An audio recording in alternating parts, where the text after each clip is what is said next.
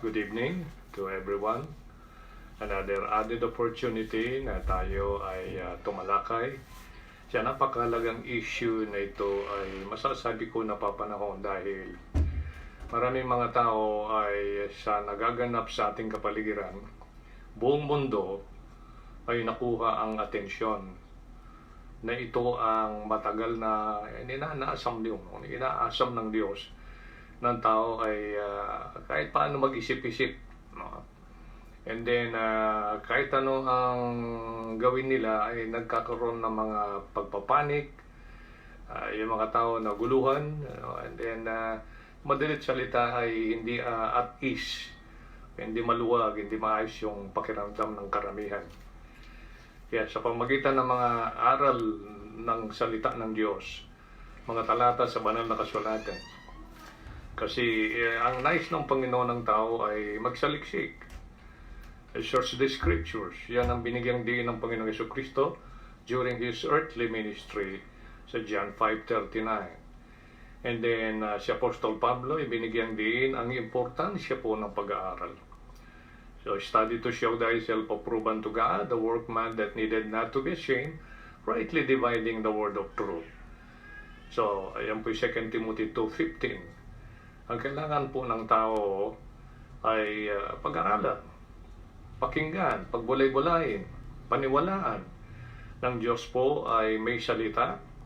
Kaya yung 68:11 po ng Book of Psalms, Psalm 68:11, the Lord gave the word, great was the company of those that publish it. Nagaya ng sinabi ng Panginoon during His earthly ministry, heaven and earth shall pass away, but my word shall not pass away. So yung po yung binanggit na dun sa Matthew 24 verse 35. Ang kailangan po ng tao ay mag-ukol ng pansin, pagpapahalaga sa pag-aaral, pakikinig ng salita ng Diyos. Pagkat ito ang paraan ng Diyos para makilala mo siya. Maunawain mo o maunawaan ang kanyang damdamin. Malaman ang kanyang plano, why nilalang niya ang tao, why nilalang niya po ang lahat, why isinulat ang mga nangyari sa mga unang panahon na wala naman tayo noon. At makikita yan sa binabanggit nga sa Romans 15, ang lahat ng mga ito na isulat for our learning. Marami po sa matao ay hindi ho natututo doon sa kaalaman na nais ng Diyos na mapasa kanila. Kaya kumakapa sila, no? Naguguluhan sila dahil po wala silang idea bakit ito ay nangyayari.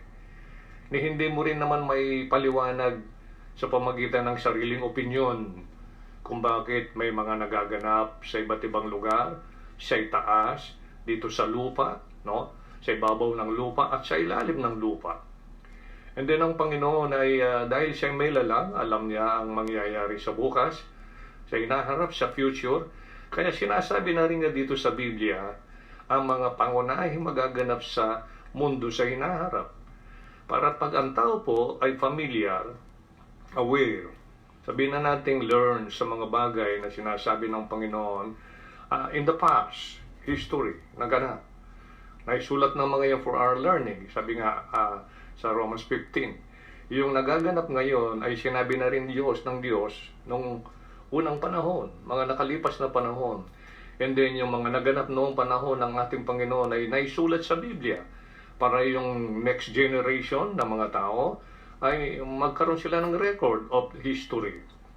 And then maraming bagay sinabi ang Panginoon in the past na may kinalaman sa future nating kinakaharap. Magaganap sa hinaharap.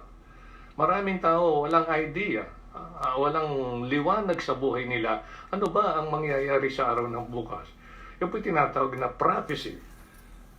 Pero matagal na pong sinasabi ng Diyos ang mga bagay na naisulat na sa Biblia para ang tao makapaghanda. Kaya ako naisulat yan for our learning. Ang tao po ay magkaroon ng sapat na impormasyon at kaalaman. Hinggil po ang Diyos. Why binubuhay ka pa? Ikaw nakikinig ngayon. Why binubuhay pa yung mga tao? Bakit naglalagay siya ng mga leaders? Kasi yung government ay ordained authority. Ang katungkulan po ng lahat ng mga naniniwala sa Diyos, may relationship sa Diyos, ipanalangin sila. Yan ang sinasabi ng 1 Timothy chapter 2, verses 1 to 3 until 4. No po? Makikita mo doon kasi para magkaroon ng peaceable life ang wika ng Panginoon. So, anong ginagawa ng mga tao? Pag hindi gusto yung isang bagay na ini-implement ng gobyerno, ay angal-angal, kaya dumadagdag sa kaguluhan. Opinion na hindi nakakatulong. Ang kailangan po ng isang tunay at nagsasabing siya Kristiyano, no? Panalangin mo mga leaders kasi yun ang katungkulan binigay ng Diyos. Yan ang hinabilin sa kanila. Ngayon, marahil di ka naniniwala sa Diyos, di mo ginagalang mga authority. Kaya ang ugali natin ay puro kung ano na lang, mga bias, no? So, yan po yung problemang malaki. Ngayon, ang lahat ng paraan nito ginagapin ng Diyos to educate people. Para malaman nila, yung mga nangyayari ngayon, matagal na rin sinasabi ng Biblia. Nangyari, no? Para at least maintindihan mo ngayon. Sa gabi pong ito, ay ito yung conclusion, the last part, nitong 3 serye nito ng pag-aaral sa God's constant ministry. Ang Diyos po hindi po huminto ng paggawa. Hindi po siya huminto ng paggawa. Marami po siyang ginagawa para yung tao po kasi yung nature po ng tao talaga ay napaka-wicked.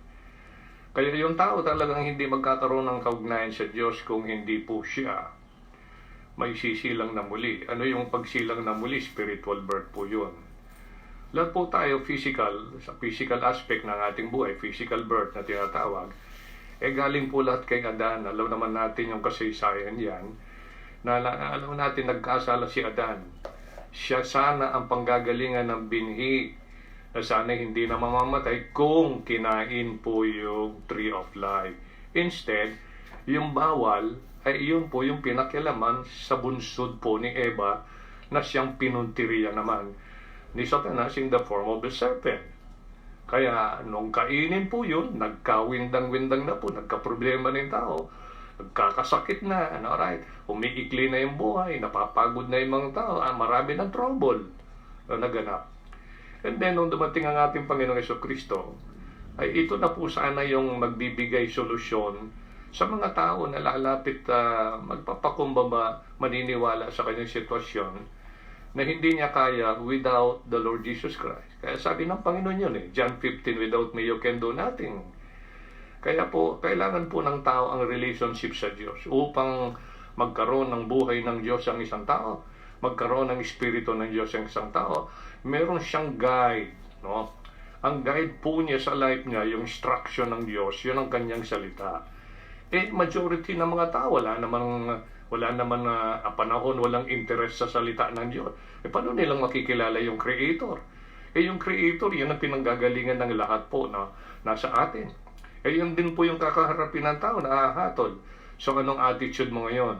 Ngayon, nagaganap ngayon, nangyayari sa buong mundo na nakuha yung atensyon ng tao, natatakot, nagpapanik yung mga tao. Ang mga tunay na Kristiyano na mayroon deep na kaalaman pagkakilala sa Diyos, ang ginagawa ho niyan, hindi ho nagko-condemn ng kapwa yan. Pinagpipray po yung mga pamunuan, mga leaders. Pangalawa, pinagpipray na sana ay si so-and-so, yung mga kakilala mga ganyan, ay huwag magkasakit, huwag maapektuhan ng ganito. Yan po yung concern nila. Then as much possible, pag may magandang pagkakataon, ay naibabahagi po yung gospel. Pag gospel, ito po yung good news. Pag sinabi natin good news when it comes sa kasalanan, kasi yun po talaga yung dulot ng kasalanan, yan, sickness. Kaya nakita po natin yung marami na trouble, gera, yan. Yan po yung nilikha po ng kasalanan. Kamatayan. The wages of sin is death. Pero yung second part na Romans 6:23, but the gift of God is eternal life. So tayo po'y mananalangin para maumpisan po natin ang 3 nalalabing punto ng God's constant ministry na subject natin tinatalakay. Panginoon namin Diyos, maraming salamat sa time dinagdag mo sa amin. Maraming salamat sa mga kapatid na ngayon po ay nanonood, nakikinig. At alam po namin paraan mo ito. Samantalahin po namin yung mga pagkakataon na tulad nito na niloob mo pinagkatiwala para po may pag-minister po, may paglingkod, may pakayag ng malaya ang iyong salita. although meron pong some kind of physical restriction na nagaganap because of this virus. Lord, just help us sa gabing ito.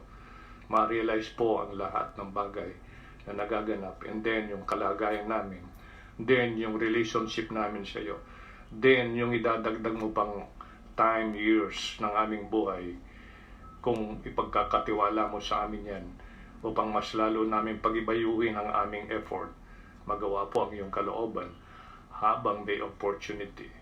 You said that, pinasulat mo kay Apostol Pablo, as we have therefore opportunity, let us do good unto all men, especially unto the household of faith. May purpose ka pa, kaya buhay pa kami. May purpose ka pa, Panginoon, kaya buhay pa mga itong nanonood na ngayon ay nagpapahalaga sa opportunity na pinagkatiwala mo ngayon.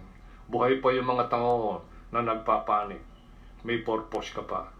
Ang unang layunin mo sa kanila ay maligtas sila, ma-enlighten sila sa issue ng good news of salvation hanggat may time pa. Sino ang obligadong gagawa nito? Mga anak mo na mayroong relationship sa iyo at may kaalaman sa good news of salvation, may kaalaman sa kalooban mo na dapat po ay kumilos. Hindi po magtulog-tulugan, hindi magsarap ng buhay sa mga bagay ng sanglibutan, kundi nandito po yung maraming pagtitiis. Nandito po mag-uumapaw yung pag-ibig mo sa lahat ng Kristiyano, dahil ang pag-ibig mo ay nananahan po sa amin. Kaya sabi po na Apostle John, we love Him, that's the Lord, because He, that's the Lord, first love us. Siya yung unang nagmahal. Hindi matututong magmahal ang sino man tao na hindi nakaranas ng pag-ibig ng Diyos. Ang pag-ibig po ng Diyos, Lord, na gaya ng iyong sinabi, ay nasa Panginoong Jesucristo. Kaya help us, pamagitan ng iyong Banal na Espiritu, our Lord and Teacher, to help us all this, Lord. This is for your name and glory in Christ's name. Amen. So far po ay nakita natin yung ating pag-aaral dito, God's Constant Ministry, na kung saan ang natalakay na po natin dito. Unang bahagi yung merong 5 natalakay namin sa loob po ito ng simbahan, sa sanctuary, the church building.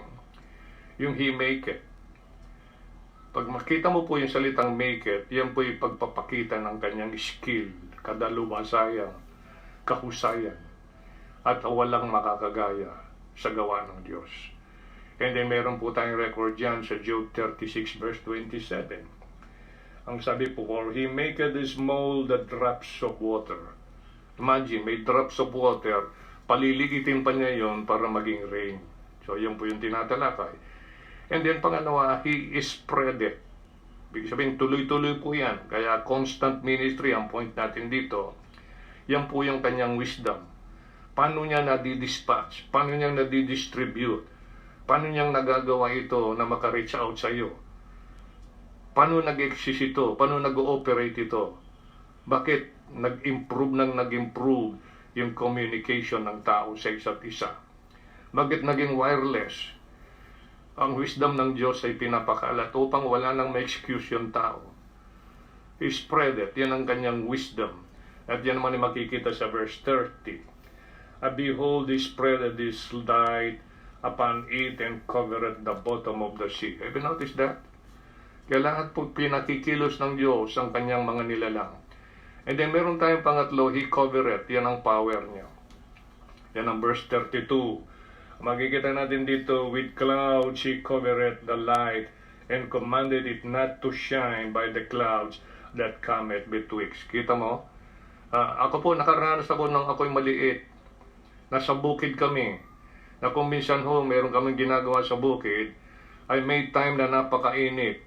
Na makakaramdam ka ng kaginhawaan pag dumaan po yung clouds sa tapat mo at magkakaroon po ng shadow sa ilalim, ay nababawasan po yung init. Then hindi po permanente yun. Then maya-maya wala na naman yun. May init na naman. Maya-maya may darating na namang clouds. Yan po yung tinutukoy dyan sa talatang yan. Kaya ngayon ko po at sa pamamagitan ng salita ng Diyos, dito mo po makita, ay gayon pala yun, ginagawa pala ng Diyos yun. Kaya with clouds he covereth the light. Kita nyo? May sunlight. Pag dumaan ang cloud between us, so dun sa light at saka yung atin, yung light, yung sinag ng araw, matatakpan yun. So, merong pansamantalang kaginhawaan. Experience. Napakaganda po yun. Ayun po experience ng inyong lingkod. And then, not only that, he judged it. Yan po yung dealing niya. Alam niya yung attitude natin sa isa't isa. Alam niya yung ginagawa ng tao. Alam niya yung heart ng mga tao.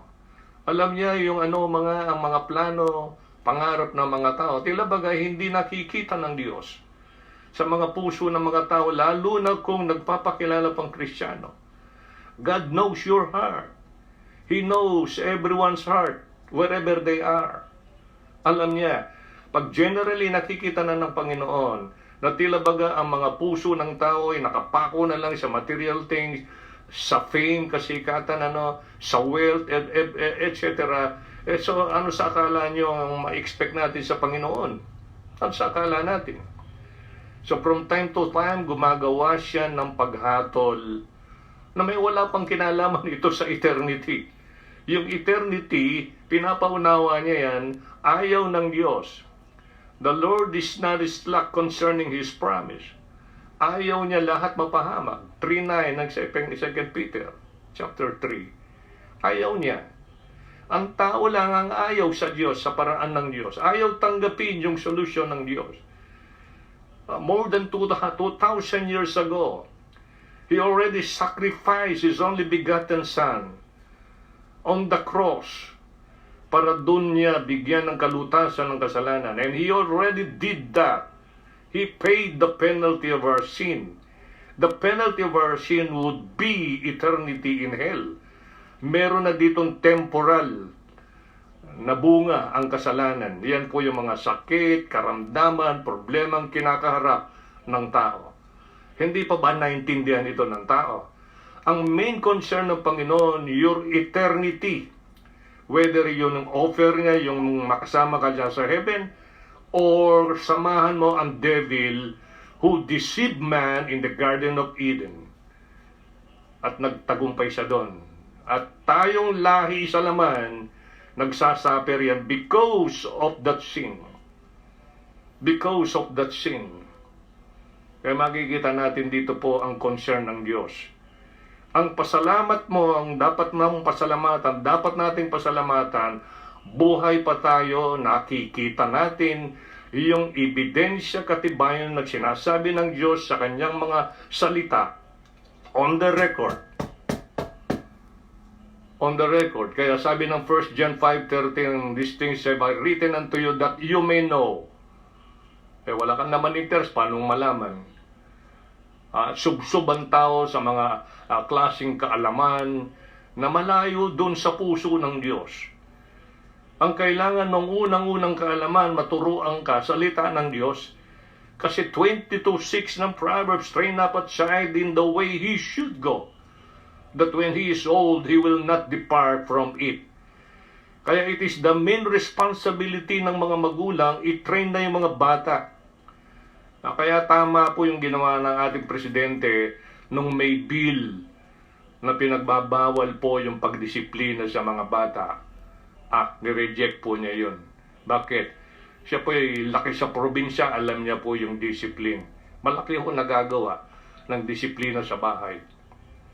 Malaki ho. Pabayaan mo mga bata na yan, pag may batas na ganyan, pangahawakan yan. Uy, pinalo mo ko kanya, susumbong kita, yung ganun. Kita nyo ang mahililika ng klaseng bata. Pinag-isipan ba? Sino lumikha nun? Meron ba silang alam sa sinasabi ng Diyos? Sa turo ng Diyos? Wala. Wala. Zero. So ito po yung ating pinag-usapan. God judge it. He judge it. Yan ang dealing. So ano yung ginawa mo? Expect mo. May judgment yan. Ano kaya yung magiging consequence niyan? So yun po yung nakita ng Diyos, generally speaking, all over the world, yung takbo, laman, puso ng tao, yung isip ng tao. So bigyan ka ng gano'n, di ngayon, di nakuha yung attention natin. So ngayon, di bumait yung mga tao. O nabawasan yung gastos. Naging tahimik, ano? Nawala yung pollution, nabawasan ng pollution. So marami pong bagay na although napakahirap na sitwasyon, pero ang laki naman ng pakinabang. Imagine mo yung period na lalakarin nitong mga quarantine na ito, mga lockdown na ito, no? Alright, yung mga na directives na ito. Meron hong pakinabang may dudulot. At the same time mo po, masasabi mo sa other side may kawalan. Pero buhay ka pa naman, di ba? After several days. The most important one, mas lalo mo sanang makilala yung Creator. Yung sinasabi niya, may plano ho, hindi ho siya bumubuhay ng tao na walang plano. Hindi tayo nilalang without any plan. Hindi ho siya nagpo-provide ng ating daily needs without any purpose. Kaya ang layunin po niya dito, tinuturuan tayo, God's constant ministry.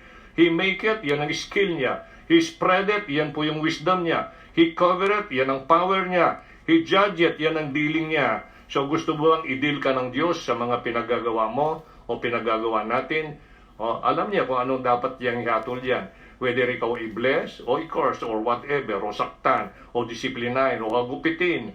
I don't know kung ano yung paraan ng Diyos yan. Yan po yung nakakatakot. Ay yung hindi mo in-expect, ay yun ang mangyayari. Alam ng Diyos kasi He judge it, yan ang dealing niya.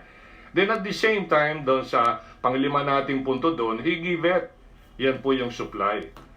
O sa kabila ng mga tao po ay ayaw sa Diyos, walang panahon sa Diyos, walang takot sa Diyos, walang interest, walang desire, malaman yung kanyang plano, nagbibigay pa rin, libreng hangin.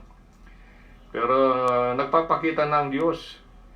Pag grabing-grabe ka na, napunta sa ospital, naka-ICU ka, binabayaran mo na yung hangin doon. Yung oxygen mo doon, ano?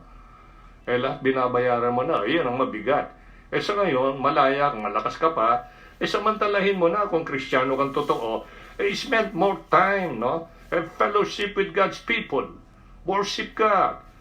Alright, meditate upon His Word, study His Word. Nasa bahay ka ngayon, yan ang best time. Na ngayon ay magbasa ka dyan ng Biblia para naman at least mabuo mo yan sa loob ng isang taon. Matapos mo kagad basahin yan, may matutunan ka pa. Kasi palagoy ko, kung walang ganito to, wala kang time dyan. Alright? Naglalakad ang mga tao sa lubungan sa daan, puro hawak cellphone, no? Naglalakad, di na nakatingin sa paligid, saka nasa likod. Hindi, nakaamba na pala yung kriminal, yung masamang loob. Yan po yung nagaganap. So, He give it. Ganun naman, napakabait niya. Yan po yung kanyang supply. His supply. So, napansin po natin yan. Alam mo ba ninyo, bakit, anong bagay meron ka sa iyo? Yan po yung tanong. Doon sa 1 Corinthians 4:7, anong meron ka na hindi mo tinanggap? At kung tinanggap mo, bakit ka parang nagmamapuri? Kaya meron pong kaakibat yun sa John 3:27. Yung una 4:7 ng 1 Corinthians. Sa John 3:27, a man can receive nothing except it be given him from heaven. Yung tinanggap mo, lahat ng nasa iyo, galing yan sa langit. Ang question dito, paano in-spread ng Diyos yan para yung bahagi niyan ay makarating sa iyo? Hindi mo alam yan, di ba? Wisdom niya yun. Kaya nakikita, no? Paano na-deliver sa iyo? Pero at least meron kang mga immediate na kwento. Binigay ng tatay ko, paano natanggap ng tatay mo? Sa trabaho, paano siya nagkatrabaho? Kasi may trabaho, may kumpanya, paano nagkaroon ng kumpanya? Sino mga nagtayo ng kumpanya? Lahat po yan, kung ito i-trace mo yan, pabalik lahat yan sa Diyos. Pabalik lahat po yan sa Diyos. Kaya yung tao sabi niya, galing sa unggoy. Kung tanungin mo, yung unggoy saan galing yun? Galing sabi niya sa singaw. Yung singaw, saan galing yun? Sige, puro lang yung tanong, saan galing? Yung mga nagtuturo ng evolution. Sige nga, kino-question mo. Yung paglalang ng Diyos. Ganun lang simple, ang tanong mo lang. Yung mananiniwala ng evolution. Yung singaw. Saan galing yung singaw? Saan galing yung singaw? Pag mayroon siyang sasabihin, saan galing naman yun? Sino may likha nun? Walang lumika. Sino nagsabi sa walang lumika? Wala nang katapusan yung usapan diyan. Babalik tayo sa eternity. Diyos pa rin ang bagsak, no? So, and then, yung part 2 na tinalakay natin kanina, He directed. Yan ang pang-anim. He directed. Yan po yung guidance niya. The very reason why okay ka pa, safe ka. Ngayon ba alam ang Panginoon, dinidirect niya yung situation para sa iyo? Lalo na kung ikaw ay Kristiyano. Maaari sa mga past days, past na mga paglilingkod, pagtitipon na supposed to be sa Panginoon yun. Pero ginamit mo sa ibang paraan na maaaring hindi ito. Yun ang paraan ng Diyos. Pero yung biyaya at kahabagan ng Diyos, na-preserve ka pa rin, buhay ka pa rin. Nasusuplayan ka pa rin nung kailangan niya. Yung mga tao, problema na lang ngayon, supply ng pangangailangan. Nag-aaway-away.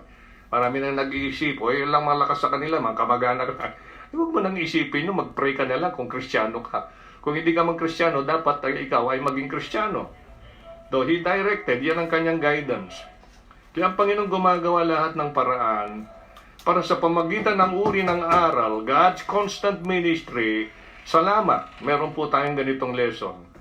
Para lahat ng mga Kristiyanong connected ngayon dito, nakikinig, nasubaybayan ang serye ng pag-aaral na ito, at least may natutunan tayo.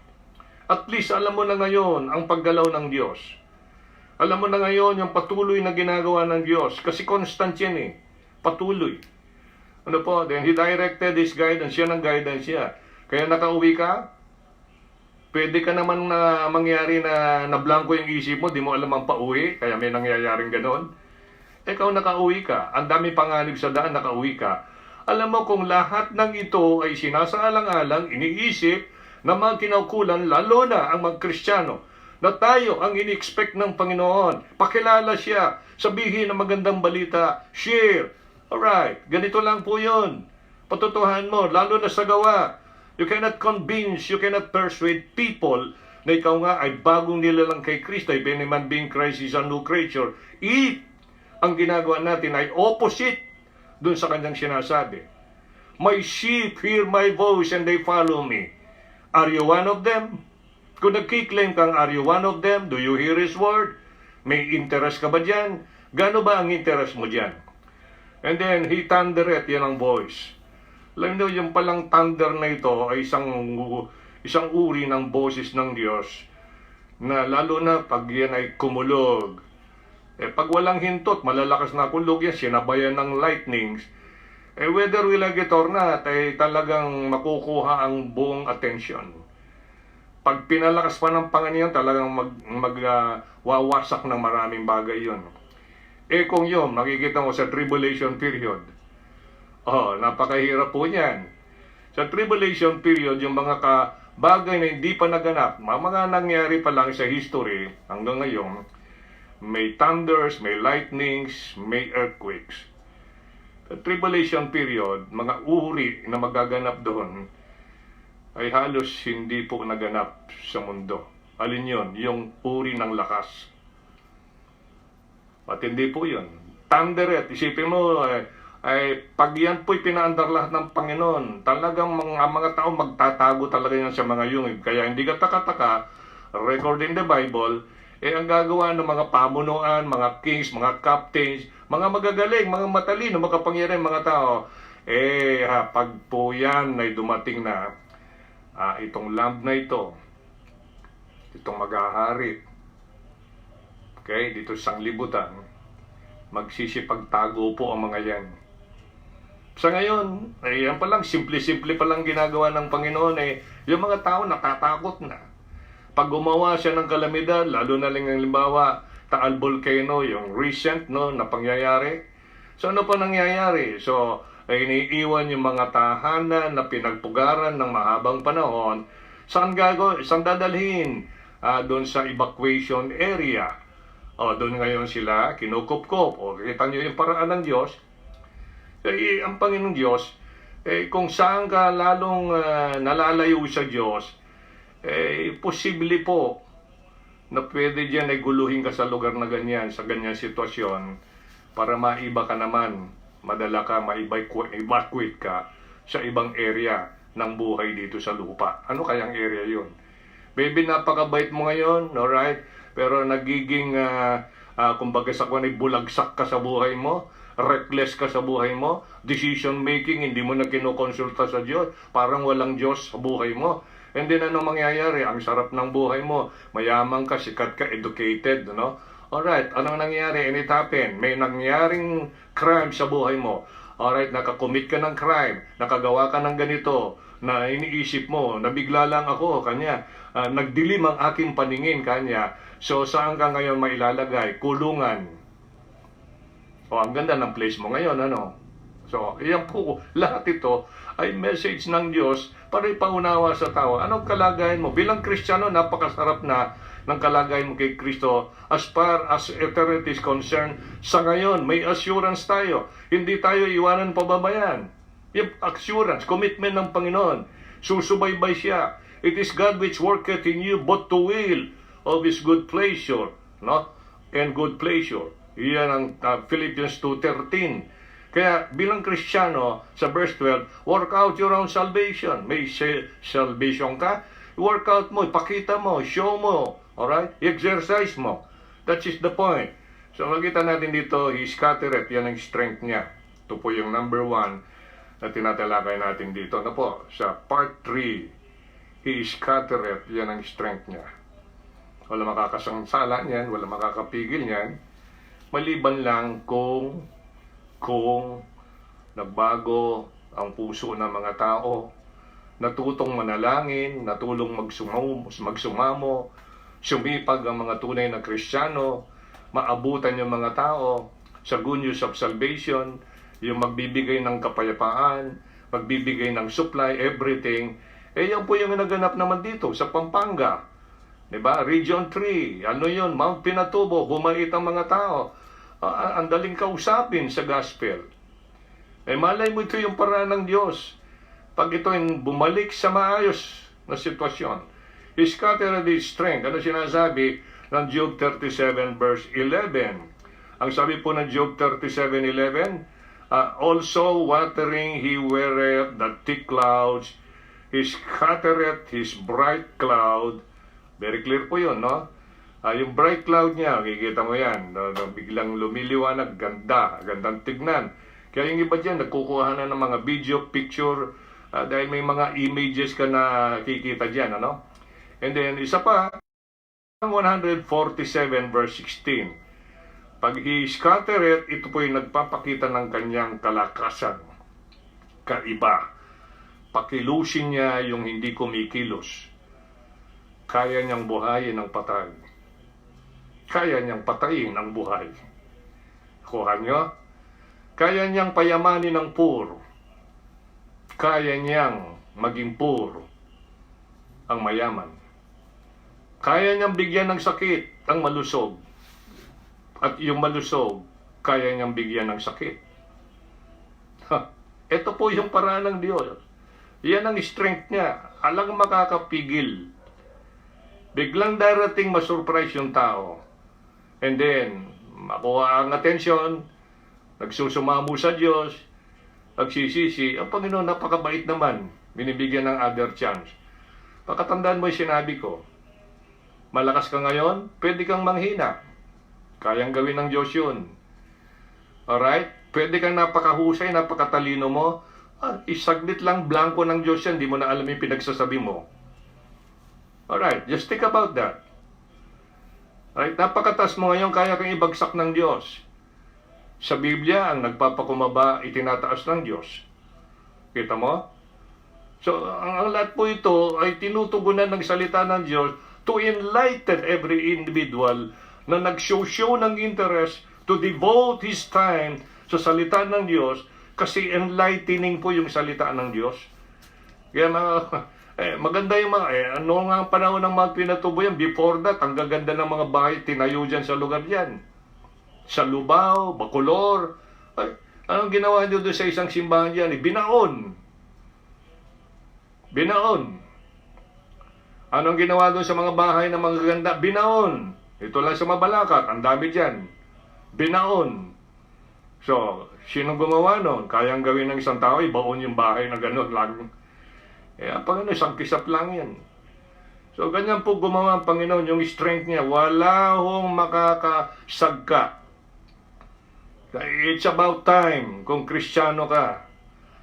Humingi ka ng kalakasan sa Panginoon, magawa yung kalooban niya. Ang problema, mahiyain, natatakot. Ayaw mong criticize kanong mga so-called best friend. Pwedeng gawin ng Diyos yung best friend mo, maging kaaway mo bukas. Yung kaaway mo, pwedeng maging kaibigan naman, susunod. Alam mo, nangyayari yan. It happens. So, napansin natin dito, sa Psalm 147 verse 16, He giveth snow like wool. He scattereth the hoar frost. Yan po yung snow like ashes. Kayo ba'y nakasaksi na ng pagbagsak ng snow? Ako ho nakasaksi because natira ako sa Colorado, USA. Malimit po yung snow doon. Pag unang bumagsak ang snow, parang ash po yan. And then pag tumatagal, dahil na po nandiyan ang lamig, patigas na po yung snow.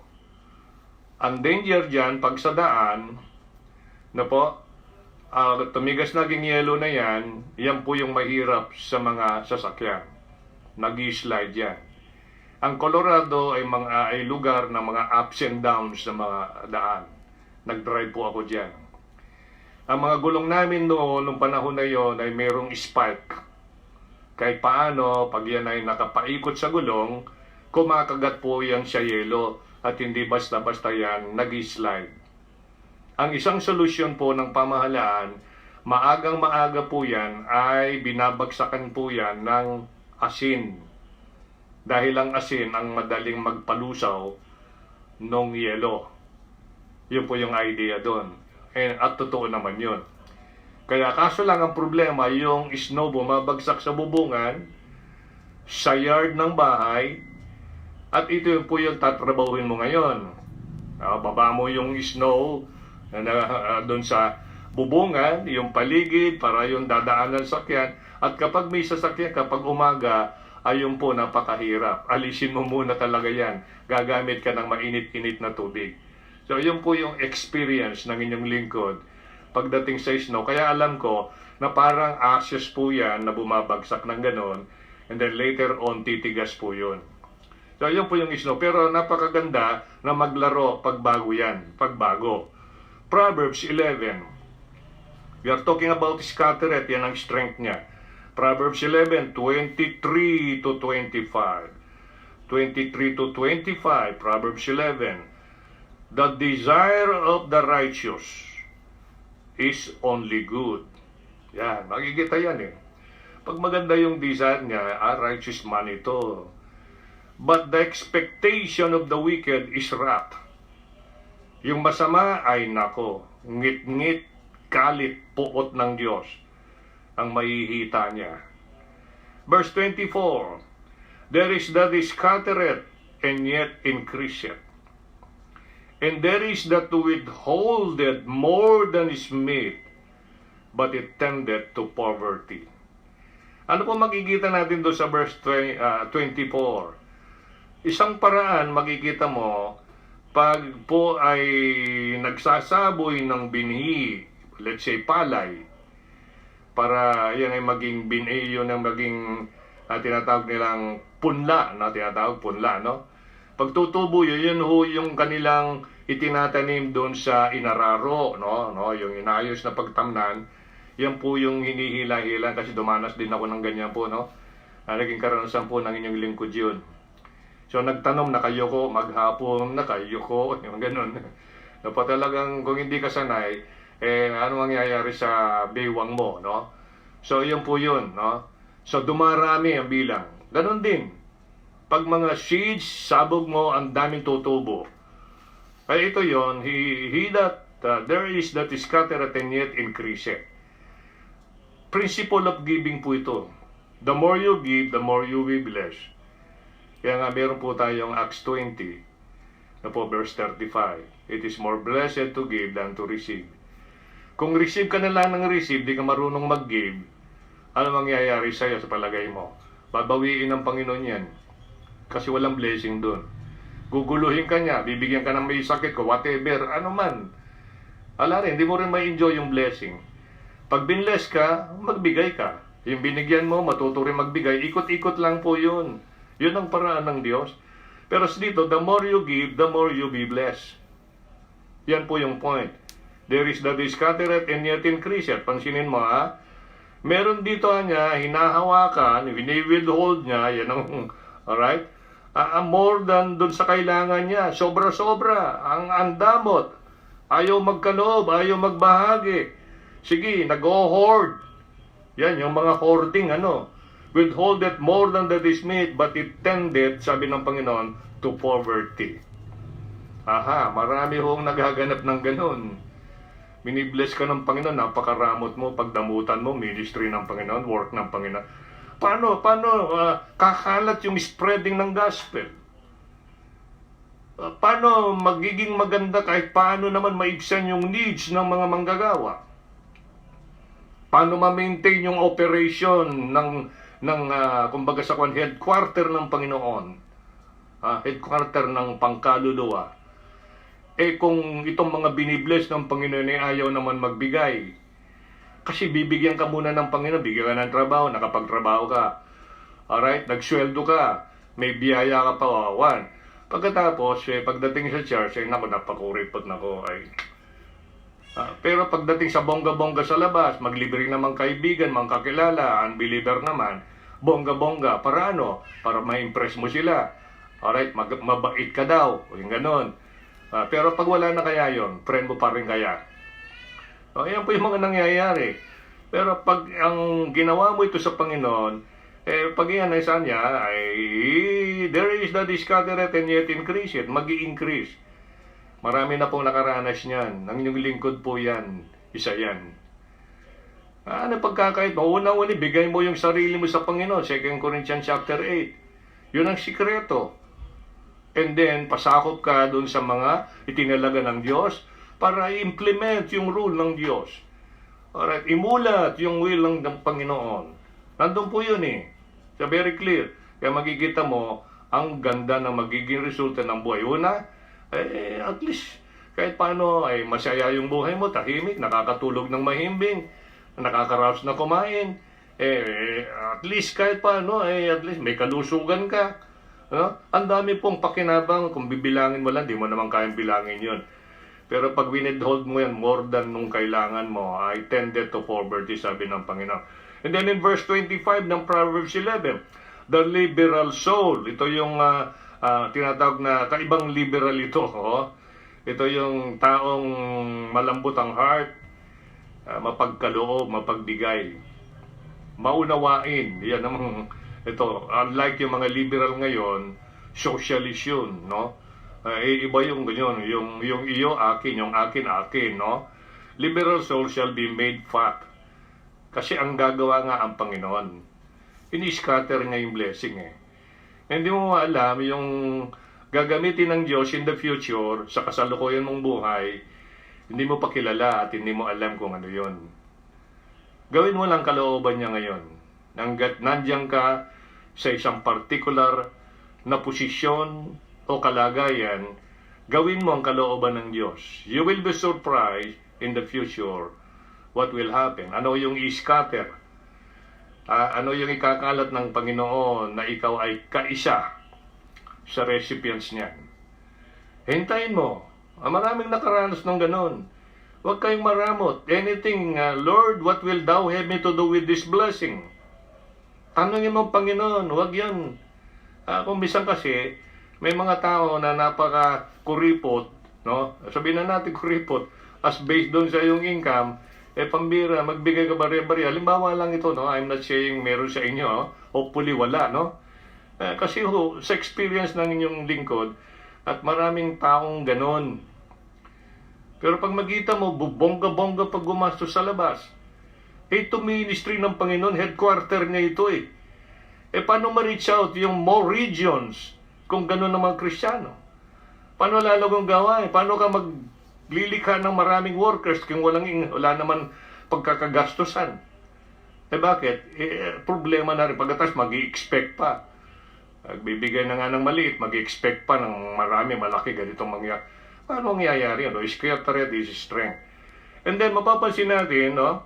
Doon sa verse 21, the liberal soul shall be made fat, and he that watereth shall be watered also himself. Have you noticed that? Yung daw nagdidilig, madidiligin din niya, parang dinidilig din niya ang kanyang sarili. Bakit? Babalik sa iyo yun eh. Gagawa ang Diyos.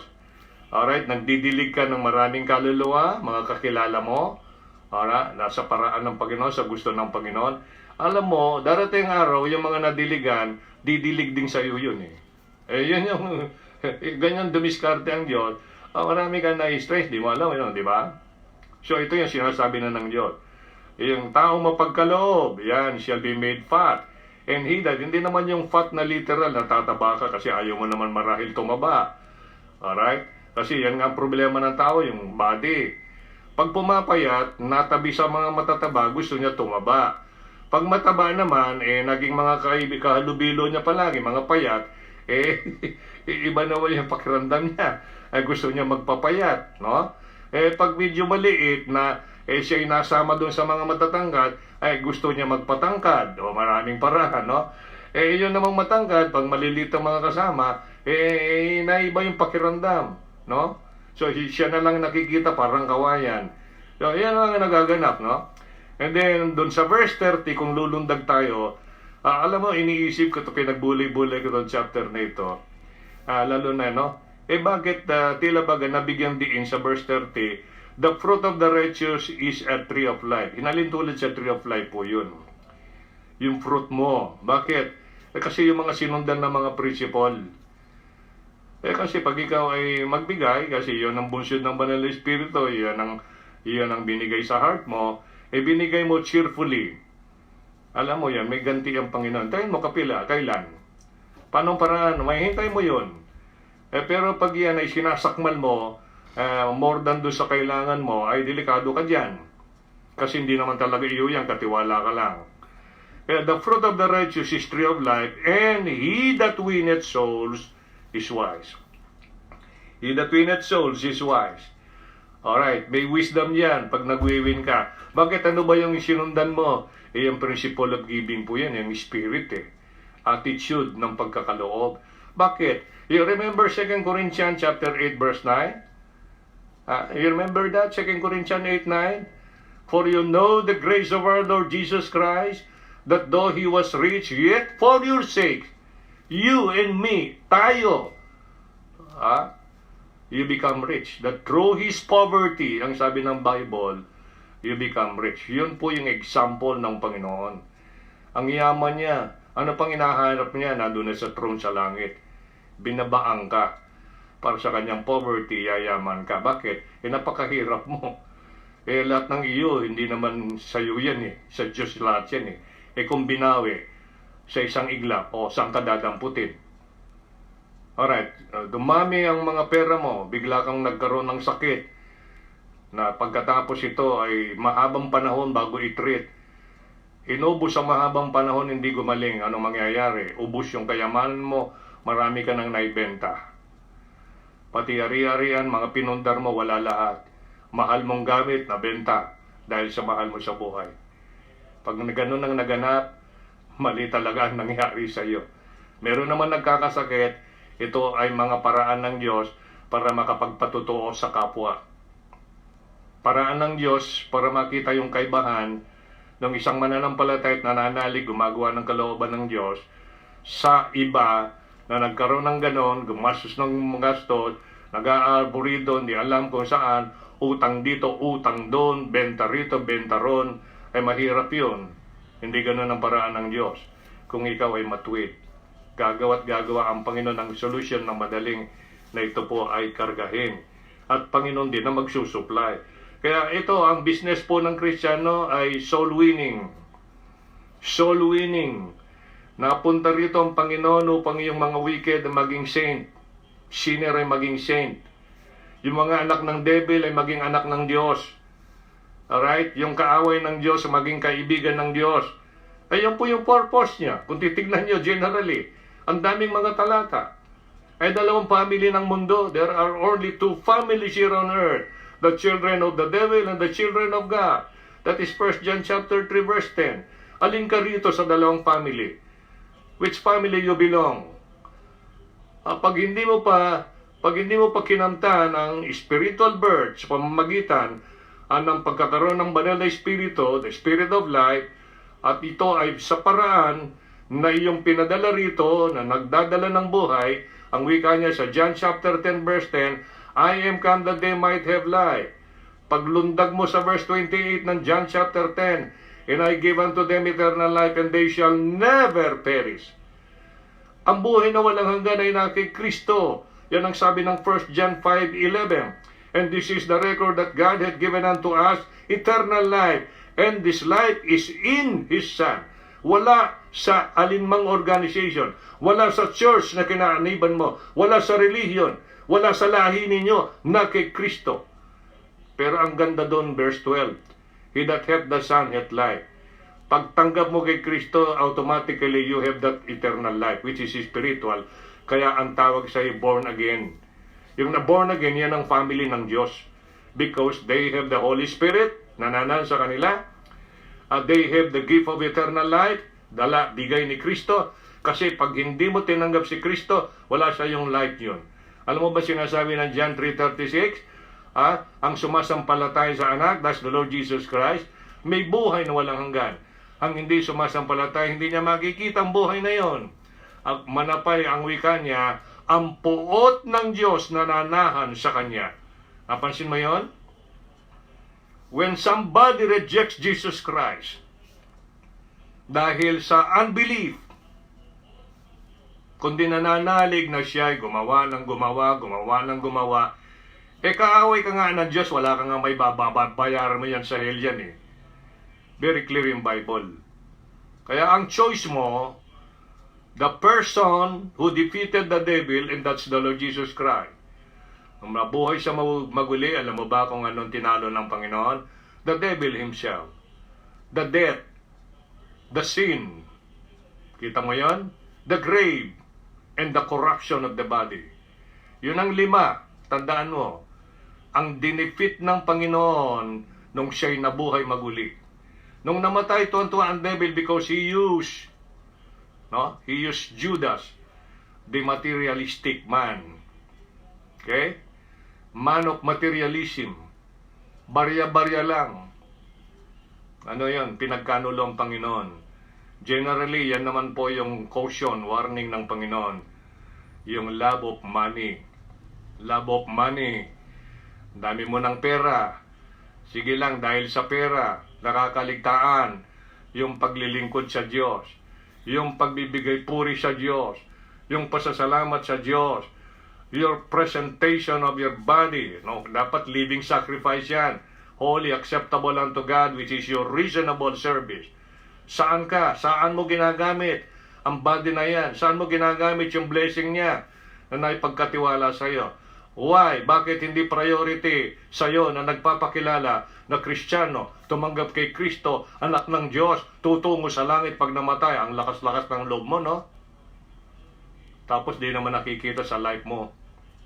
Hindi mo pinabumuhay yung kanyang kalooban. The very reason why naalaman mo yung will niya because of His Word na binigay sa iyo, umabot sa iyo, inaral sa iyo. Kaya naalaman mo yung will niya. Dito ngayon yung crucial, yung paggawa ng will niya. Ginagawa mo o hindi?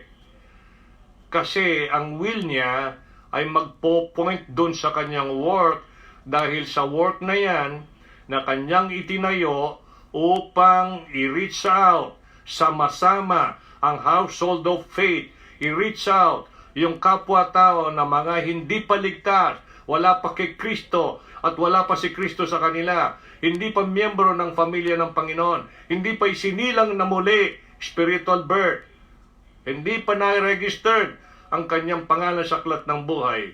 So, work. Kaya nga po may work ang Panginoon. Kasi parang business yung ginamit ng Panginoon ang salitang business. I must do my Father's business. Kaya po yung ministry ng Panginoon, na ministry ng church ng Panginoon, uri po yan business. Kaya ginamit po niya. Pinasulat kay Apostol Pablo, 1 Corinthians 3:9. Kaya tayo po ay co-laborers ng Diyos. Kamanggagawa. Bakit? May business. Ang business ng Panginoon ay soul business. Holiness business. Kabanalan. Business ng kabanalan. A business of holiness. Righteousness. Ayan po yun. Yan ang business ng Panginoon. Lahat ng kabilang sa kanyang pamilya ay sila po ang inuobligahan, in-expect ng Diyos, patotohanan, pakilala yung Ama mo na sa langit. Yung Lord mo, yung Savior mo. Yan po yung failure ng marami sa ating mga professing Christian. So-called Christian, nakakalungkot. They profess that they know God, but in their works they deny Him. Sana kapatid, ikaw nakikinig. Kahit paano naman ma-realize mo yung kalagayan mo. Napakaganda. Pinaghahandaan ka ng Panginoon ng place sa mga mansions in heaven.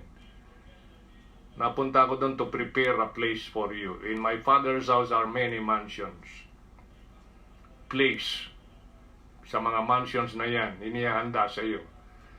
Pasalamat ka. Imaginein mo, nakahanda doon sa place. Pagkatapos mo mag-depart dito, siya yun. Sino kaya mang kasama niya? Sino sa palagay mo? Siyempre, may mga angels doon. Alright? Tapos, sasalubungin ka pa pag rapture. Pag rapture, salubungin ka, mimit ka in the air. Bakit? Yung prince, the power of the air, si Satan yun. Kaya nga, sasalubungin ka sa air. Bakit? Para wala akong traffic. Yung bagay na dapat mong ma-realize to. Yung bulok mong body, yung bulok nating body, bumabaho, nagkakasakit, namamatay, tumatanda, papalitan ho niya yun. Kung ikaw ay kabilang kay Kristo, kabilang sa pamilya ng Diyos, merong bagong kapanganakang espiritual. Yan po yun yan eh. And makikita natin dito yung pangalawa. Sa part 3. Yung pangsyam, He scattereth. Yan ang kanyang strength. Number 10, He commanded. Yan ang word niya. He commanded. Job 37 verse 12. Papansin natin dito. He commanded. Job 37 verse 12. And it is turned round about by His counsel, that they may do whatsoever He commanded them upon the face of the world in the earth. Naglalang po ang Diyos. Pinakikilos niya yung mga nilalang niya. Paano gumawa ng snow? Siya ho yun. Sino nagpapakilos ng snow? Sino nagkukomand ng snow? Siya yun. Paano niya gagawin? At paano, ang utos? Doon ka sa earth, ang wika. Yan po itong mga bagay na dapat nating pag-isipan. Mag-isip ka. Bakit ikaw ay napadpad dito? Saan ka ba dati? Marami dito hindi taga rito. Ba't napadpad sila rito? Yung bang pinagtatrabuhan mo ngayon, alam mo ba yun? Yan ang mapapasukan mo balang araw. Wala kang idea, di ba?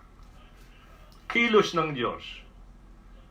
Kinukumand niyang lahat ng sitwasyon para mailagay ang tao sa kalalagayan na gusto ng Diyos.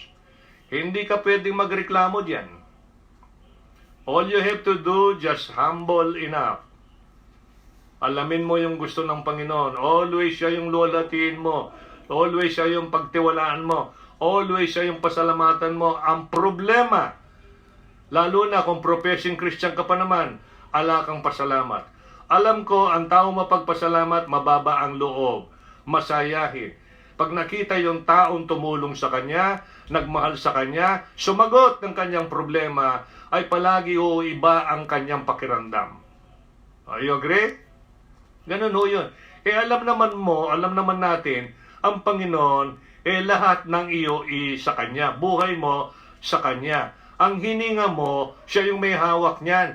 Pwede niyang bawiin any moment yan. Pwede. Kaya hindi po pwedeng pagmalakihan ng Diyos. Ang kailangan mo, Lord, salamat po, nakaraos kami ngayon. Lord, salamat po, nakatulog ako. Lord, salamat po, nakagising ako. Lord, salamat po, may pagkain kami. Lord, salamat po, may trabaho. Eh kung may trabaho ka naman, wala ka naman lakas, makapagtrabaho ka. Alright, malakas ka, eh magulo naman ang isip mo, makapag-concentrate ka. Sige nga, maraming bagay ka dapat sa alang-alang. He commanded His word. Sa verse 12, Psalm 107 verse 23 to 25. Psalm 107 verse 23 to 25. They that go down to the sea in ships, yan, mga naglalakbay sa dagat, that do business in great waters, yan, may nagbi-business yan. Eh, matagal na palang nakarecord sa Biblia yun eh. Kaya pala may business dyan sa dagat eh. Mga nangingisda, lalaki pa ng mga vapor dyan. Mga barkong ginagamit dyan, di ba? O mga namamangka. Eh paano sila huli ng isda kung walang bangka? Eh kung walang ganito. Eh lahat po yan ay sinupply ng Diyos. Ang mga bagay nasa iyo, supply ng Diyos yan. Kaso yung attitude natin toward God nakakalungkot, nakakadismaya. Mga kapatid, sana ho ang mga bagay nito ating tinatalakay, kahit paano naman ay makahamon sa ating buhay, makapag-enlighten sa ating buhay, mas lalo nating pagibayuhin yung pagmamahal, respeto, paggalang, pagsunod, at pagbibigay oras sa Diyos. Kasi oras niya ang ginagamit mo. Oras niyang ginagamit ko. So, papansin natin dito, no? They that go down to the sea ships, that do business in the great waters, they see the works of the Lord. Aha, verse 24 po yun. Ang mga ito nakikita yung mga gawa ng Panginoon. And His wonders in the deep. Ano man yung wonders in the deep? Di ba, marami nang nakaka-discovery dyan at nakikita natin. Marami silang nakikitang uri ng nilalang ng Diyos dyan. Mga isda, ang gaganda ng mga kulay. Iba-ibang mga sizes. Iba-iba yung laki. Iyan po yung kanilang na-discover dyan. In His wonders in the deep. Meron silang makikita na nilalang ng Diyos sa ilalim ng dagat. Etong mga gumagawa ng business in great waters. And then verse 25, bakit daw? Ba't nagkaroon sila ng ganong experience? Kaalaman, verse 25, for He commanded, right, and raised the stormy wind, which lifted up the waters thereof. Nako, naranasan nila yan. Kapag pala nagiging stormy ang wind, yung mga lakas ng blow ng hangin, stormy tawag, no? Which lifted up the waves thereof. Lumalaki yung mga alon. Sino yung may gawa niyan? Sino ang may utos niyan? O yan, ang Diyos. Ang Panginoon. Yan, pag tinutusan niya, ang wind, susunod yan. Pag inutusan niya, yung alon, sumusunod yan. So ngayon, meron ka ng kaalaman. Kaya pala ganyan ang nangyayari sa dagat, meron palang nagko-command yan. Akala mo, ang command na makikita mo lang sa Bible. Actual na command nagaganap. Pag yan ay nag-thunder, command ng Diyos. Nag-lightning, command ng Diyos. Umulan ng konti, command ng Diyos. Umulan ng great rain, utos ng Diyos. Nagkaroon ng anuman bagay na gaganap yan, command ng Diyos yan. Okay? Pakatandaan mo. Anything, kung hindi man yan ang perfect will, merong permissive will. Okay? Inaalaw niya ang isang bagay, pero alam naman natin, in the long run, in the last one, siya rin ang lilika ng something. Pag natauhan yung mga tao na gusto niyang kunin ang atensyon, pag natuto yung mga tao, so may babaling nila ang kanilang atensyon, pagtitiwala, paniniwala, pananalig sa Diyos. Yan po yung magiging bunga nun. Maraming ganyan, naging resulta ng ganon. So napansin natin dito, Mark chapter 1, verse 21 to 27. Mark 21, verse 21 to 27. Ito yung a personal account during His earthly ministry. Ito yung mga tao, particularly the disciples, and they went into Capernaum, and straightway on the Sabbath day, He, that's the Lord, entered into the synagogue and taught. Yan. Alam niyo yung mga pagtitipon, pagtuturo ng Diyos yun. Instrumento lang po yung tumatayo sa likod ng pulpit at ilahad, ipahayag yung salita ng Diyos. Nagtuturo ang Diyos, absent ka. Bakit? Kasi ang tinitignan mo yung tao. Tignan mo yung binabasa niya, pinapahayag. Kasi yun ang pagtuturo ng Diyos. Alang-alang naman dito, bababa uli in the form of man. Tapos makakaharap mo. Nung panahon nga niya dito, earthly ministry, gumagawa ng kung ano-ano, dami pa rin kontra kaya huwag ka na magtaka, yung mga nangyayari ngayon, pinairal ng gobyerno, ang dami pa rin, no? Ang dami pa rin tumututol, ngawa-ngawa. Kung anong pinagsasabi against the president, kung anong mga salitang bad. Isipin mo, yan po yung nature ng tao. So, and then in verse 22, and they were astonished at his doctrine. Nangamangha sa doktrina niya. Kayo ba hindi ho ba mamamangha sa mga nabasa natin dito sa scripture? No? Yung he make it, skill niya yon. He spread it, yun ang wisdom niya. He cover it, yun ang power niya. He judge it, walang magawa ang tao, yan ang dealing niya. He give it, yan ang supply niya. Kikita mo, kahit anong uri ng tao, binibigyan pa rin ng libreng hangin. Kung halimbawa, dumaan na ng meter yan, ang dami. Ang mas maraming babayaran yan sa hangin yan, sino kaya yon? Yung palaging humihingal, yung palaging gumaganon yun, daming hangin nun, no? Nababayaran, no? So, yan. He directed his guidance, he thundered his voice, he sealed his pleasure, he scattered his strength, he commanded, yan ang word niya. Pansinin natin, ha? And there was in the synagogue a man with an unclean spirit, and he cried out. May unclean spirit, gumugulo daw sa isip niya. Maruming spirito. Maruming spirito. Ito, marami, pumapasok na sa maraming tao. Ang kinis-kinis ng balat, kung ano yung pinaglalagay sa balat. Kung ano yung mga pinagsusulat sa balat. Dinudumihan yung balat. O ano ba yon? Sa palagay mo, anong klaseng spirit dumidikta sa iyo? Ito, ang unclean. Kaya pala ganun, nainisip ko, nga naman nung panahon na wala naman silang napanood sa TV, lalo ng mga basketball players, no? Wala naman silang nakitang ganun. Hindi sila ganyan, ayaw nilang ganyan. Pero nung lumaganap na, pati na hindi basketball player, nakikita nila sa television, no? Yung nagpapalabas TV, ayun, ginagaya na nila, ayun, lumaganap na po. Na hindi nila namamalayan, gumagalaw yung unclean spirit, kinukondisyon yung mind, pagdating ng tribulation period, eto na po, may tatakan na po dyan, may tatak. Ang Antikristo, may tatak. Ano kaya sa palagay mo yung tatak? Ano? May mark, ayan, may mark, ayan. Yan po yun. Kaso, ang daya ng devil, ang mark sa labas. Ang sa Diyos, ang sa Diyos, ang command niya dyan, hindi sa labas, sa loob. Bakit? Para yung tao, pagdating ng kanyon, nakatago yun. Kasi kung nakalitaw, kung dito sa Pilipinas yan, madaling gayahin ng mga Pilipino. Alam natin, no? Maraming dadaya dyan, gagayahin. 666, yung ba yung mark? No, number po niya yun. Saying, sa verse 24, let us alone. What have we to do with thee, thou Jesus of Nazareth? Sabi nitong mga spirit na ito, no? Art thou come to destroy us? Kasi marami ho sila. Kasi merong, pag sumaniw yung isa, maraming kasama. Kaya barkada ho yan Kaya alam natin yung barkada ngayon, nangyayari, no?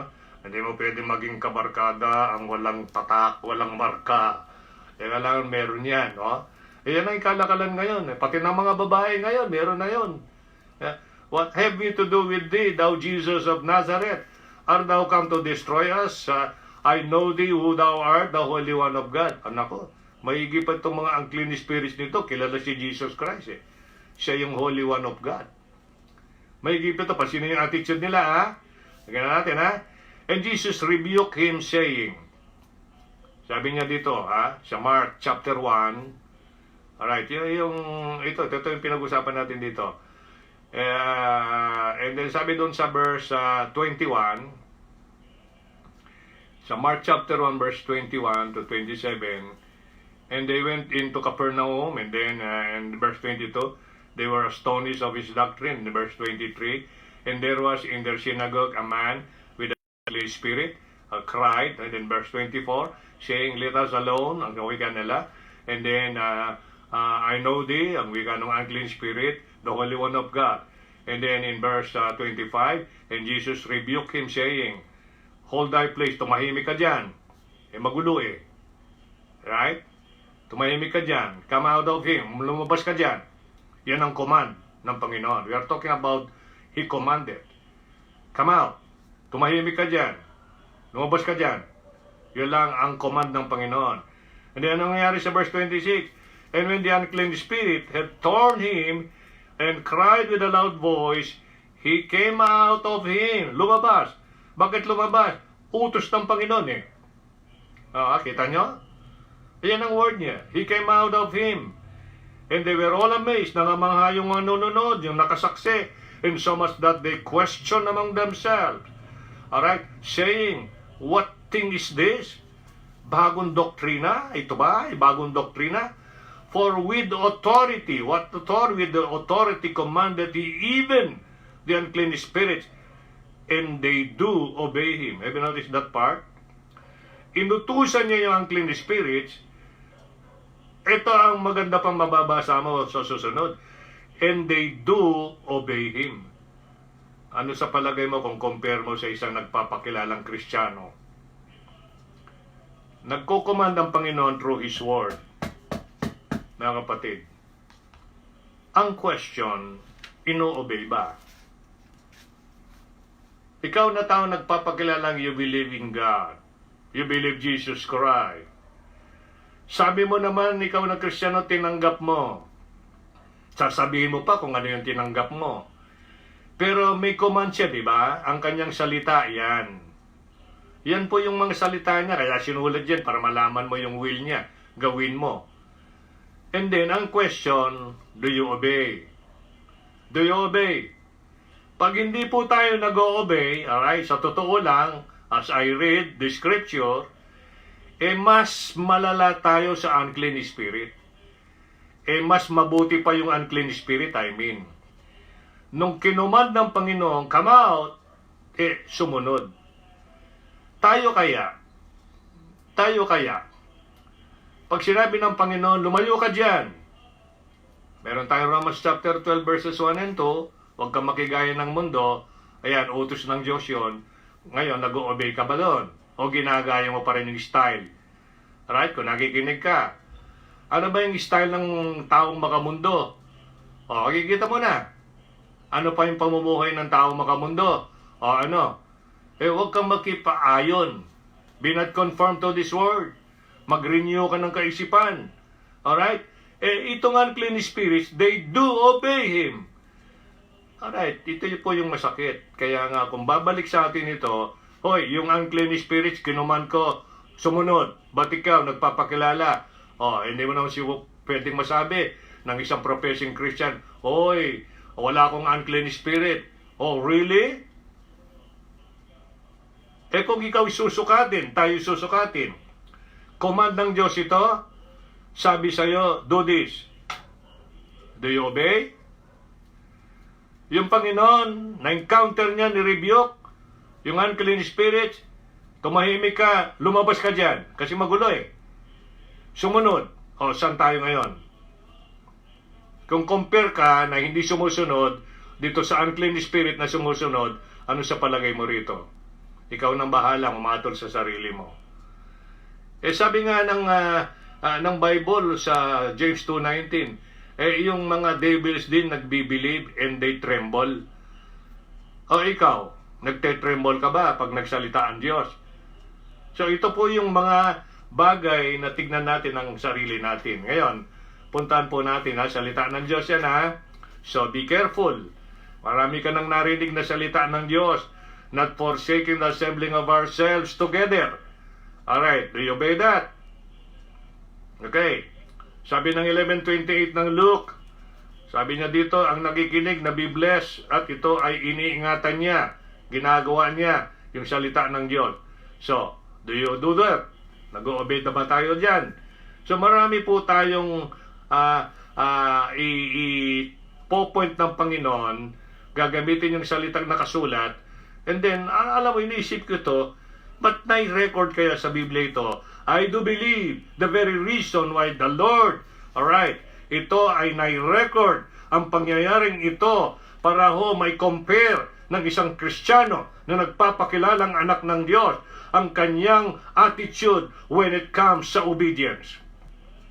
Unclean spirits, kinuman ng Panginoon, nag-obey. Kristiyano, nagpapakilalang anak ng Diyos, merong Holy Spirit, yan ang claim, pagkatapos hindi nag-obey. So ano ang palagay nyo dyan? Kayo na humatol yan. Last, punta tayo sa last. Job 37 verse 13, he caused it. Yan po yan, he caused it. Yan po yung kanyang purpose. Whether you like it or not, kung ano yung purpose ng Diyos, ultimately siya yung masusunod. May layunin ang Panginoon, gusto kanyang mabless. Alright, na mismo, hindi mo nagawa yung instruction. So sa palagay mo, kaninong mapupunta yung blessing? Doon sa sumusunod, natural, lilipat lang niya yun. So hindi yun, blessing. Gusto niyang mabless. So hindi mo, wag mong expect yun. Wag mong expect na mabless ka, wag mong expect yung ganito, ganyan. Ha? Wag mong expect kung ay hindi po tayo sumusunod sa command niya. Binabaliwala natin yung kanyang salita. Ay masasabi natin dito, yung binabanggit dito sa Mark na ito, no? Itong mga gospels na ito, yung nababanggit dito, at least matatauhan tayo dito, no? Mag-iisip tayo rito. Yung unclean spirit, kinuman niya, nag-obey. Kristiyano, kinuman niya through His word, written words. Ulit-ulit pang narinig sa preaching, hindi naman nag-obey. So ikaw na ang umatol sa sarili mo, kapatid, no? Kung kapatid kita sa Panginoon. At natutuwa naman na glorify naman ng pag-obey natin. Ganun lang naman ang simple na desire ng Panginoon, pangarap. Mag-obey tayo kasi ito yung pagkakinanlan na tayo ay belong to the family of God, new creature, identified kay Jesus Christ. Yan lang po naman ang gusto niya para pag tayo nagsalita about Him, maniniwala yung tao kasi nakikita nila na tayo obedient na child of God, obedient na lingkod ng Diyos. Yan. So, He caused it. Sabi ng Job 37:13 and 14, Job 37:13 and 14, He caused it to come whether to correction, for correction, for His land, and for mercy. So, may purpose kasi siya. Right? Pag yan nangyari, whether yan ay for correction, or para sa kapakanan ng lupa, kung saan ka namamalagi, or for mercy. Sabi ng verse 14, hearken unto this, O Job. Yan po yung statement. Right? Ang writer po ng Book of Job, si Elihu. Ano po? Hindi po si Job, Elihu. Hearken unto this, O Job. Stand still. Stay ka dyan. Stay put. Consider the wondrous works of God. Consider. Sa alang-alang mo. Ikaw ba na kapatid o kinaukulan nakikinig ngayon? Wala ka pa bang nakitang kamangha-manghang gawa ng Diyos? Siguro naman aware ka, sa Yolanda na lang. Yung mga nagaganap sa paligid mo. Bakit yung mga volcanoes, no? Bakit ito pag pumutok, bumuga ng lupa, ay may apoy? Hindi ka ba namamangha doon? Galing naman sa ilalim yun, bakit may apoy doon? Ang alam ko by experience, pag may maliit na sunog, tabunan lang ng lupa, patay yung apoy. Bakit yun? Nasa ilalim ng lupa, tinatabunan ng lupa, bakit pag lumabas may apoy? O sige nga, may paliwanag mo ba yon? Kasi maraming tao hindi alam, ang impyerno nasa baba. Parang donut yan. Alright? Nasa gitna. Yan sinasabi na ng Diyos yun. Kaya itong mga volcanic eruptions, message ng Diyos yun. Para kung alam mo ang Biblia, magkaroon ka ng desire, paano nangyari yun? Bakit yung apoy nanggagaling sa baba? sa ilalim. O yan, di may natutunan tayo. So very clear. Sabi ng Psalm 104 verse 14, Psalm 104 verse 14, may purpose ang Panginoon sa lahat ng bagay. Hindi ka binubuhay, hindi ako binubuhay na walang layunin. Hindi ka niligtas bilang Kristiyano na walang purpose. Alright? May purpose. Gusto ka niya makasama sa heaven. Inihahanda nga yung lugar mo yung place mo And then, gusto niya, pagpunta mo ng langit, pagka-rapture, sasalubungin ka niya. Desire niya yun. Purpose niya yun. Ang purpose niya, sa bagay na nangyayari, pinapaalam na niya sa iyo, pagdating ng araw, kung patay ka man ngayon, babaong ka niya muli. Ayan ang purpose. Alright. Yung mga ganun lang. Psalm 104 verse 14, He causeth the grass to grow for the cattle. Kaya pala pinalalaki niya, kinukuman niya yung grass, lumago. Alright? Sinusuplayan niya ng kailangan para mag-grow. Ang purpose na dito, para may makain yung mga cattle, yung mga alagang mga hayop. Herbs for the service of man. Kita mo yung herbs? Kaya yung mga maraming halaman na paglingkuran pala yung tao. Kita mo? Kita mo, para pakainin ka? Pakainin ka ng gulay? Pakainin ka ng mga prutas na ito? Kailangan both ikaw ay vegetarian saka fruitarian. Herbs for the service of man, that he may bring forth food out of the earth. Kita mo? Ang purpose pala ng paglalang ng Diyos yan, yung pagkilos niyan, para maulanan, gagawa siya ng ulan sa itaas. Kinukuman niyang lahat yan. Babagsak ang ulan, madidiligan ang mga nandun sa earth nakatanim. Alright, anong purpose? Lilikha pala siya ng pagkain dyan. Yan, nakikita mo. Just remember this verse. Huling talata, 2 Timothy 1. 2 Timothy 1 po tayo. Alright, iinom lang po saglit. 2 Timothy chapter 1. Inumin mo na po kayo ng tubig, Kangen water. Panlaban sa coronavirus. 2 Timothy 1, 7-9. For God hath not given us the spirit of fear, but of power. Alright, bilang Kristiyano, sa nagaganap natin panahon ngayon, ito ang paalala sa iyo. Okay? Paalala sa iyo ito. Salamat nandiyan ka, nakikinig. Salamat may time ka na makinig ng salita ng Diyos. So, may natutunan ka. Kaysa yung kakalat-kalat tayo ngayon, so, wala tayong ganito, no? For God hath not given us the spirit of fear, but of power. Number 2, of love. Number 3, of a sound mind. Kaya maayos pa yung isip mo, nakakaisip ka ng maayos. Bigay ng Diyos sa iyo yan. Hindi ka binigyan ng espiritu ng katatakutan, kundi power. Spirit of power. Spirit of love. Spirit of a sound mind. And then verse 8.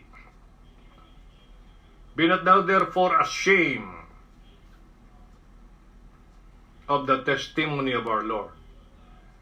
Ang testimony ng Panginoon, yan ang kanyang command, salita. Nor of me, his prisoner, but be thou partakers of the afflictions of the gospel, according to the power of God. Kailangan mo makaranas ka rito maganda. Some kind of affliction. Pag nagpapatotoo ka, hiniya ka ng tao, minura ka pa, binastos.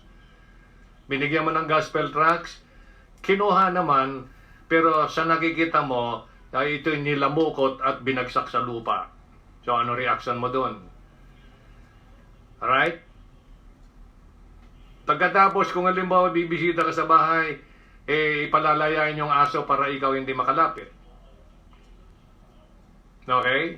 Pag tumuktok ka ng pintuan, bubuksan, pag nakita ka, may hawak na Biblia at gospel tracts, sasara na lang bigla ang pinto. Namimigay ka ng gospel tracts sa mga edukato, nag-aaral, mga college students. Pagkatanggap dun sa gospel tracts, tatawagin kang full mangmang. Tapos, ibalik sa'yo na ito ngayon nakalamukos na yung papel, gospel tracts. Pasino mo yan, ha? Papahayag ka ng salita ng Diyos sa street. Pagkatapos, doon sa stoplight, habang ikaw ay nagsasalita ng salita ng Diyos, pagka nag-green light, tatakbo, ibabato sa'yo yung bote ng alak. Sa'yo yun. Yan ang mga ilang mga afflictions. Kung minsan, dahil sa paglilingkod sa Diyos, ay naranasan mo, nagkaroon ka ng sipon, nagkaroon ka ng ubo, ganon, na gaya ni Epaphroditus. Pero nagpatuloy sa gawain ng Diyos. Determined. Dahil alam niya ang Panginoon magbibigay ng supply.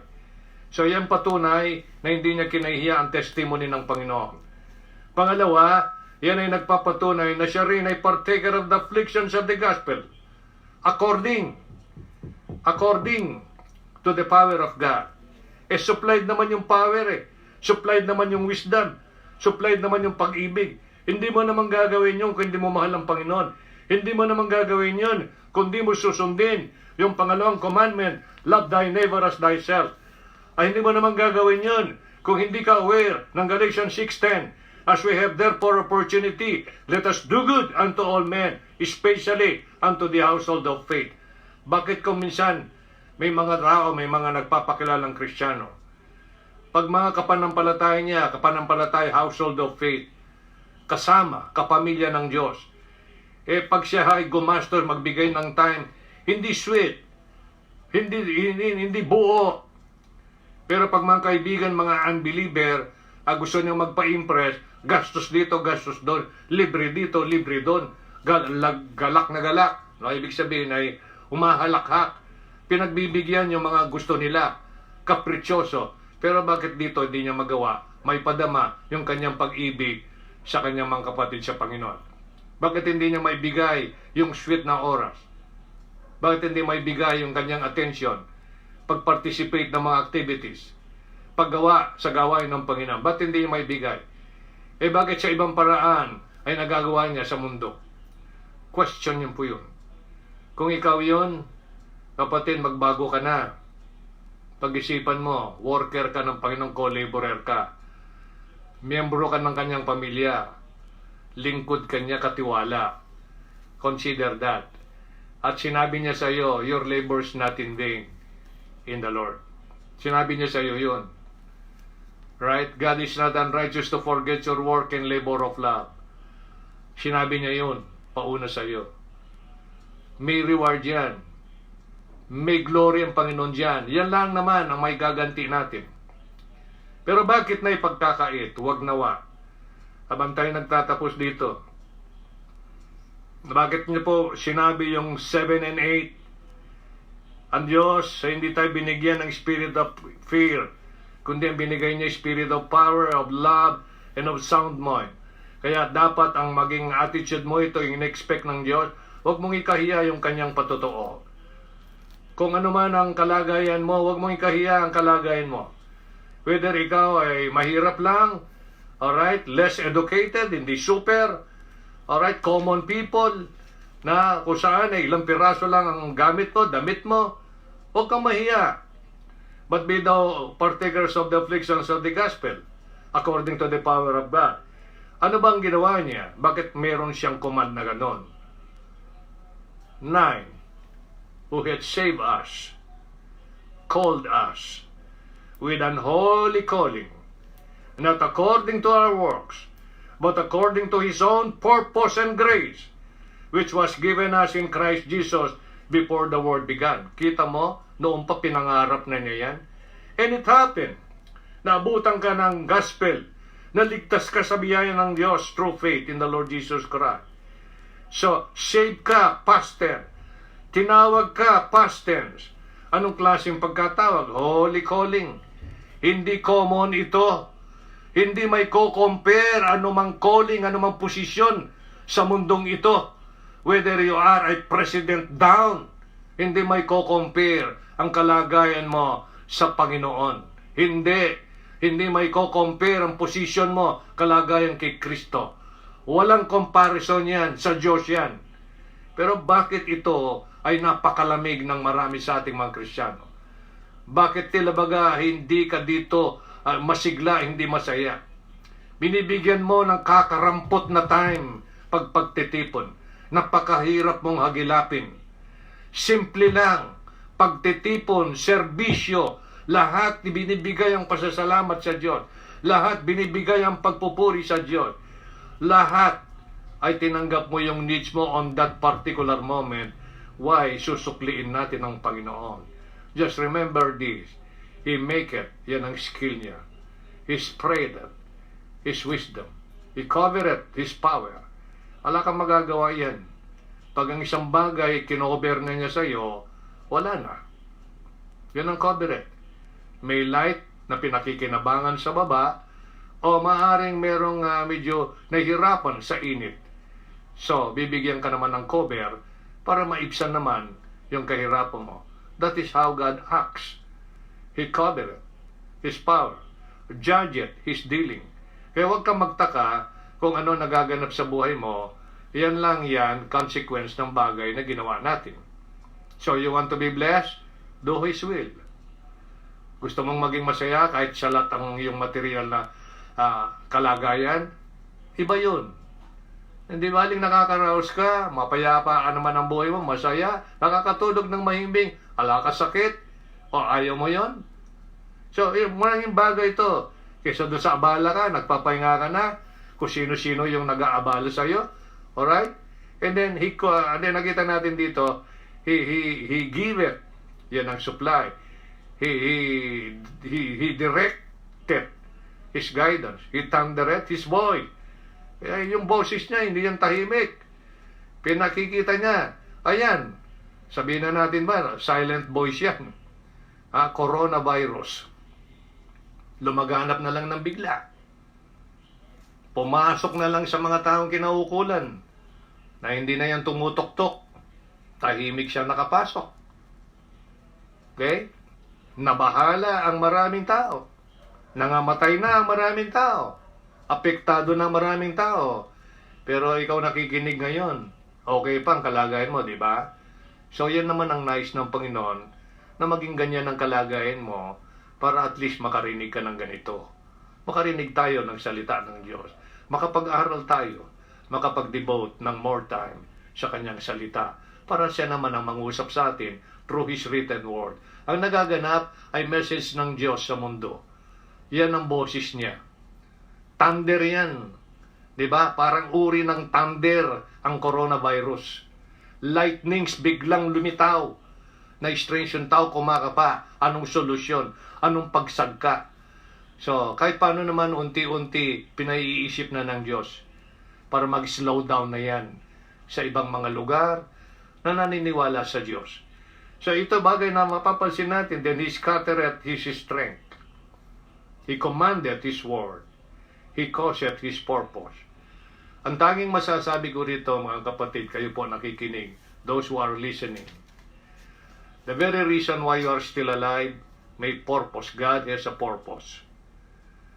The very reason why God supplies your needs daily, may purpose. The very reason why God gives you more strength, may purpose. Maliwanag pa, clear your mind, may purpose. So think about all this. Think about all this. All things work together for good to them that love God. Sana po, naging blessing sa ito. Bigyan nyo kami ng feedback kung ano po ang dating sa inyo ito. Ano ang reaction mo sa salita ng Diyos na binigyan natin ng din dito? We will appreciate that very much. Any feedback, anything, any comment whatsoever, gusto po namin malaman if you can. Maraming salamat po dakilang Diyos sa opportunity na binigay mo. Time to read your word, time to study, meditate upon them, and learn from your book.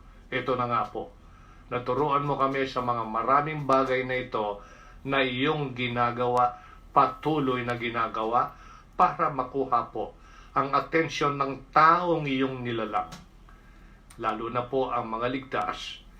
Dahil meron kang ini-expect sa kanila, why you save them, why you care for them, why you supply their needs continually, why clear pa yung mind niya, sound, why nagpo-protect ka patuloy sa kanila. Lahat po ito, Lord, make doorpost ka. He calls it, you calls it. Mangyayari at mangyayari yung layunin mong gustong mangyari.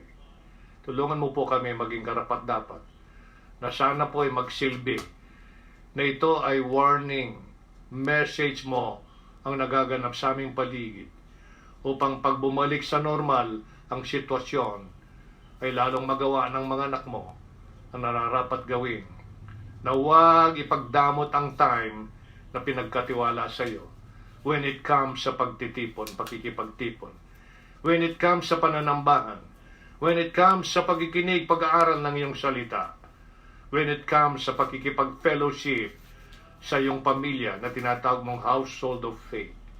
Lord, salamat sa biyaya. Salamat po sa kahabagan. Yes, we believe. By your grace, we are what we are now. Tulungan mo kami na masurvive namin ito at patuloy na ikaw po ang aming pagtitiwalaan. Aawit ng papuri sa iyo. Magtitiwala. Tulungan mo kami maging panatag ang aming kalagayan. Makatulog ng mahimbing.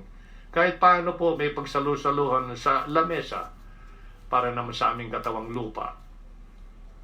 In-expect namin, Panginoon, at yan po yung aming inihiling, ang iyong kamay na pag-akbay sa amin upang maramdaman namin palagi ang iyong presensya because nais mo may padama sa amin ang iyong care.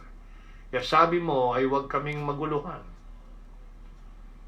kundi ikaw po yung aming isipin palagi that you are in us, you are with us, and it is your commitment and promise that you will never leave us nor forsake us.